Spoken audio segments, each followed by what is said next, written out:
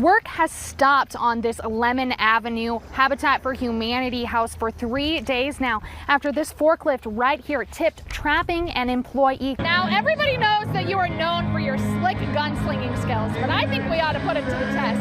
Let's see if you can beat me in a good old-fashioned duel. What do you say? 1, 2, 3. I don't know who won, Bill. What do you say? When a popular business downtown closes their doors, many worry about the economic state of the business district. After police responded to reports of gunfire, they found that a vehicle was traveling around this alleyway right here. This locomotive was originally used at the Homestake mine, but now it is used to transport scientists and supplies underground. According to the National Coalition for the Homeless, around 700 people die each year from hypothermia while living on the street. Thunderstorms hit Rapid City hard last night, leading to flash floods, property damage, and a busy night for the Rapid City Fire Department and surrounding agencies. Tattoos and the Sturgis rally seem to go hand in hand, but putting tattoo art on the bikes themselves is a new concept that many bike builders are exploring. Every ounce of copper, from the tiniest of screw to the 2-inch plating, was grown underground at the Sanford Underground Research Facility. Areas of the Black Hills have been untouched by fire for hundreds of years, creating a forest just waiting to go up in flames. I'm standing in what used to be Armadillo's ice cream shop, but thanks to the Rapid City Fire Department, it's gone from ice cream shop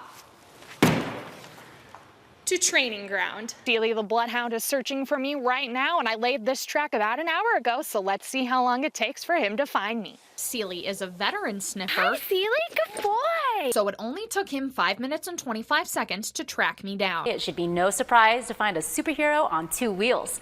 Black Hills Fox reporter Taylar Perez introduces us to the man behind the mask.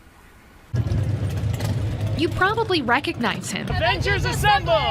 He's on a bike, riding in Sturgis, Hey, how you doing, soldier? rallying for a cause. I'm the Colorado captain. What I do is I support, promote, and protect civil rights, human rights, and especially children's causes all across the nation. McAnoyak started his charity Colorado Captain in Denver, raising money to fight pediatric cancer. I knew that I couldn't be this guy just driving around in a suit to make people smile. It had to be worth something more than that.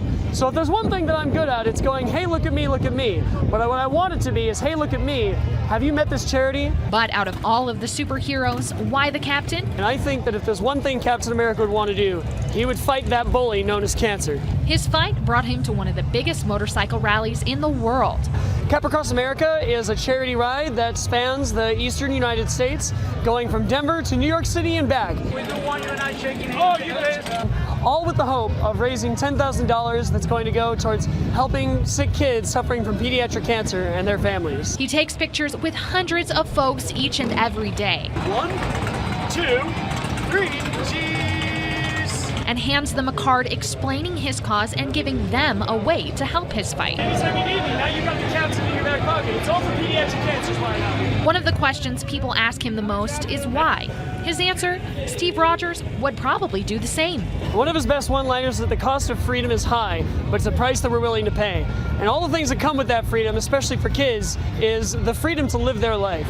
That's going to help some kids get better. I appreciate you, bro. Hey, cheers. I ride 365 days out of the year, just like I think Captain America would, because those kids don't get a day off, and neither should I. Reporting in Sturgis, I'm Taylar Perez, Black Hills Fox News. The cages, tanks, and pens of a locally owned pet store are empty after animal service officers seized the creatures from what they are calling an uninhabitable situation. Black Hills Fox reporter Taylar Perez takes us to the Humane Society of the Black Hills for the details. In this profession, when you've done it for so long, you can distinguish the difference between smells, and this one was pretty bad. Animals living in squalor. We knew that we were walking into something pretty big. On Thursday, animal services and enforcement officers seized over 100 animals from the new location of the Pitter Patter Pet Store. They got a tip, and it only took a brief look at the living conditions to decide that these animals needed help. The smell was a big thing. One of our officers actually was wearing a hazmat mask. We kind of had to exit the building a few times just to catch our breath, be able to breathe. It burns the lungs. It took Humane Society workers hours to rescue the animals from the store. Animals ranging from dogs, cats, reptiles, tarantulas, several hamsters, and even a few ferrets were involved in the seizure. So now we are pending a court case. We've got a couple weeks yet until we do the first initial appearance in court, but until then the animals will just continue to receive care, and then if anything comes up we'll get a veterinarian down here immediately. The shelter needs help caring for the high volume of animals rescued. You can help by donating items like small creature bedding, dog and cat food to help get these animals back into a stable condition. We did reach out to the owner of the pet store, and her attorney advised her not to comment. Reporting in Rapid City, I'm Taylar Perez, Black Hills, Fox News.